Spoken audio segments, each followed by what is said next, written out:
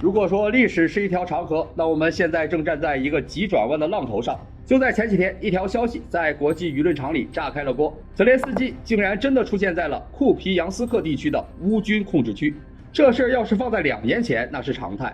谁能想到，那个曾经在基辅街头穿着绿 T 恤、胡子拉碴，对着手机镜头求援助的男人，在熬过了近乎绝望的几百个日日夜夜后，在2025年的今天，还亲自下车去视察工作。很多人看到这事儿，第一反应是蒙圈，觉得泽哥是不是疯了？毕竟2025年的战局大家都看在眼里，东线的红军村那是寸土必争，双方都在泥潭里打滚。这时候的泽连斯基不去东线督战，反而跑到北边去搞库城自由行，这是嫌命长还是嫌如意算盘打得不够响？但在火力军看来，这看似疯狂的背后，绝对是经过深思熟虑的操作。这不仅仅是一次简单的战地访问，而是藏着泽连斯基对2025年战局最无奈也最清醒的算计。我们今天就把泽连斯基这趟库城之行背后藏着的4大意义给他连皮带肉的捋清楚。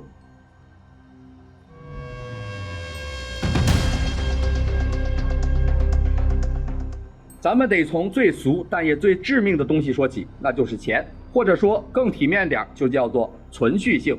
这也是泽连斯基此行的第一层，也是最紧迫的意义。这是一场给欧美榜一大哥们的顶级路演。大家都知道啊，这仗打到2025年，早就不是单纯的俄乌互殴了，本质上是北约出钱出枪，乌克兰出人出命的代理人战争。但是呢，这位天使投资人的滋味也不好受啊，尤其是大洋彼岸的美国。自从2024年那场乱哄哄的大选结束后，虽然新旧班子交替了，但华盛顿那股子乌克兰疲劳症是越来越重。特朗普虽然没能像他吹嘘的那样24小时停战，但共和党国会卡脖子那卡的叫一个紧。而欧洲那边呢，法国的小马哥也是焦头烂额。这种时候，整个欧美世界都在弥漫着一种止损的情绪。大家都在想啊，这仗打了快4年了，钱像流水一样的花出去，这乌克兰到底还是不是个优质资产？如果基辅方面再不整点花活，证明一下自己的投资价值，那这融资链条随时可能会断裂。一旦资金链断了，乌克兰也就离破产清算不远了。所以啊，泽连斯基必须去库皮扬斯克，而且必须高调的去。他手里拿着那份占领90%领土的战报，是在用实际行动告诉北约，大哥，你们别着急清盘，你们看啊，最危险的地方我都在，防线不仅还在我们手里，我们甚至还能反推。这可是库皮扬斯克呀，是铁路枢纽，我们拿回来了90%。只要库皮扬斯克还在，哈尔科夫就是安全的。我们还有进攻的能力，还有抵抗的资本。这不仅仅是军事行动，这是最高级别的公关。你看啊，他这一句，欧美的媒体立马又嗨了。纽约时报会写坚韧的象征， CNN 会直播总统在前线。原本准备断供的政客们不得不重新评估，这小子好像还能折腾。乌军啊还没崩盘，现在撤资是不是太亏了？是不是再投一轮就能翻盘？这一招直接把原本疲软的援助续了一口命，这叫什么？这叫在绝境中通过制造奇观来维持关注度。毕竟在注意力经济时代啊，被遗忘比被打败更可怕。只要聚光灯还在，美元和欧元的输血管啊就不会被拔。如果我们把目光从华盛顿的办公室移到东欧那泥泞的战壕里，你就会发现第二层意义，这是一招险之又险的围魏救赵，试图在军事棋盘上强行制造一个劫财。咱们得看看2025年战场大背景。虽然乌军在库皮扬斯克拿下了90%的地盘，但在更大的战略地图上，局势依然令人窒息。顿巴斯前线太惨了，俄军虽然打得笨拙，但像个生锈的压路机，缺乏高科技的灵动。人家体量大呀，那是真的在前进。格拉西莫夫现在的战术啊，就是结硬战打呆仗。不管你搞什么无人机蜂群，我就用重炮轰，用滑翔弹炸，一步步在哪儿拱。在红军村，在恰索夫亚尔，乌军的防线啊被炸得千疮百孔，人力资源也快枯竭了。动员兵填进去几天就没了。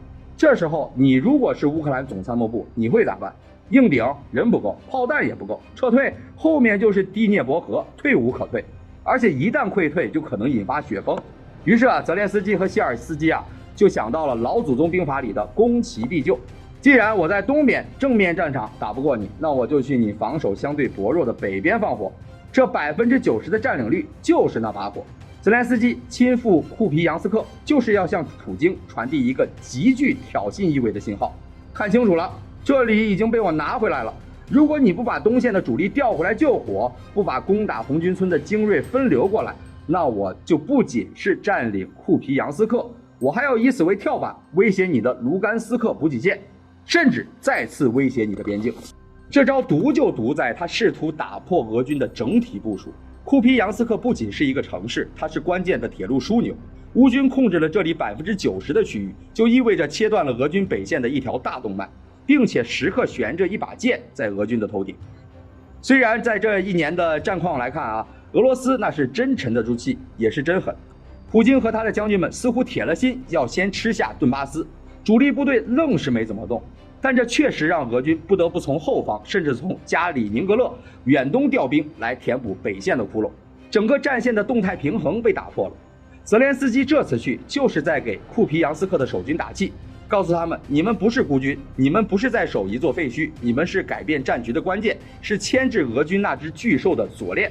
他在用总统的命去换士兵的命，让他们定在阵地上。这和当年死守巴赫穆特是一个逻辑，但这次手里握着的是90%的战果，底气似乎更足了一些。他在赌俄军的进攻动能已经到了强弩之末，他在赌只要库皮扬斯克这根钉子不拔，俄军就无法在北线形成合围。这在战术层面是用总统督战这种最原始的手段去弥补炮弹和兵力的不足。紧接着啊，我们顺着这个逻辑往下捋。如果说军事是政治的延续，那么第三层意义就更深远了，也是更具人性的悲凉。这一层意义是讲给乌克兰国内听的，尤其是那些绝望的士兵家属，那些在寒冬中瑟瑟发抖的平民听的。它标志着乌克兰战略逻辑已经彻底完成了一个转变。到了2025年，乌克兰国内弥漫着一种什么样的情绪呢？4个字，叫做极度疲惫。如果你去基辅的酒吧，你会看到虽然还有灯红酒绿，但是那是一种末日狂欢般的虚无。而如果你去乡下的村庄，那里几乎看不到壮年男子了。那关于征兵办、当街抓人、高层已经放弃乌东，准备卖地求和的阴谋论啊，满天飞。基辅的精英在跳舞，平民却在战壕吃土，这种阶级撕裂感正在吞噬乌克兰的社会凝聚力。前线的士兵啊，觉得自己是被遗弃的炮灰；后方的百姓觉得国家已经没有希望。这时候，泽连斯基出现在库皮扬斯克。注意，这是一个比基辅危险1万倍的地方，一个刚刚经过反复拉锯，虽然号称控制了90%，但依然炮火连天的前线，这性质就变了。他在告诉前线官兵，我没有抛弃你们，我没有躲在波兰的别墅里，也没有躲在基辅的防空洞里，我和你们同在一个弹坑里，呼吸着同样的硝烟味。这种共情虽然不能当饭吃，虽然挡不住俄军的航空炸弹，但在士气低迷的时刻，它是维系军队忠诚度的最后一道防线。他打破了那个躲在掩体里总统的形象，试图重新唤起那2022年基辅保卫战时的同仇敌忾。这是一场针对国民的信任危机公关。他要证明这90%的领土不是地图上的数字，而是无数乌克兰儿女用血换来的。而总统珍视这一切。他试图用个人的勇气去修补这个国家已经支离破碎的信心堤坝。这第4层意义啊，也是最残酷的一点，那就是为不可避免的谈判守住最后的底库。大家都看出来了，2025年的风向变了，谈判的声音越来越大，但谈判也是要讲价钱的。如果库皮扬斯克丢了，哈尔科夫门户大开，那俄罗斯在谈判桌上可以漫天要价了。普京会说，你连防线都守不住，有什么资格跟我谈条件？泽连斯基现在的算盘就是，不管死多少人，不管付出多大代价，库皮扬斯克、红军村这些关键节点必须在乌克兰手里。只有手里攥着这些战略要地，未来坐到了谈判桌上，才能说我们要以现有的接触线停火。如果地盘都丢光了，那就不是停火谈判了，那是无条件投降。泽连斯基此行就是为了把这个不投降的底线实体化。他在向全世界宣告，战争的边界不是由俄罗斯单方面随意推进，只要我还在库皮扬斯克，这里就是乌克兰的领土。好了，这4大意义捋完了，从金主展示韧性的路演，到防止战线雪崩的督战，再到凝聚国内人心的公关，最后是为谈判桌守住底线。听起来啊，泽连斯基这波操作啊，充满了悲壮的英雄主义色彩。但是火力军还是要泼一盆冷水，这事的背面风险同样是大的没边。库皮扬斯克不是基辅，那里的炮弹可不长眼。把战略资源和统帅部的注意力过度集中在一个战术要点上，会不会重蹈巴赫穆特的覆辙？为了守住一座废墟城，填进去的乌军最后那点精锐预备队，一旦被俄军2翼包抄，那就是真正的灾难。这就好比一个拳击手已经被打得鼻青脸肿，还要硬撑着不护头，非要护住那个摇摇欲坠的奖杯，精神可嘉。但如果被对手一记摆拳击倒，那奖杯守得再好也没有意义了。现在的局势是，巨人俄罗斯虽然步履蹒跚，但他手里的铁锤还在一下下的砸。而泽连斯基在库皮扬斯克的寒风中是用信念去对抗钢铁。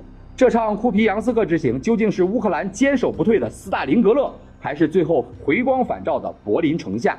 哪怕到了2025年的今天，我们依然不能把话说死。那么火力军，我只能说，在这个魔幻的年代，泽连斯基选择了最危险的一条路。至于这场戏最后怎么收场，还得看前线那些没名字的蚂蚁们能不能扛住这个冬天的暴风雪。视频到这里就结束了，你对我泽哥这次去库城有什么看法？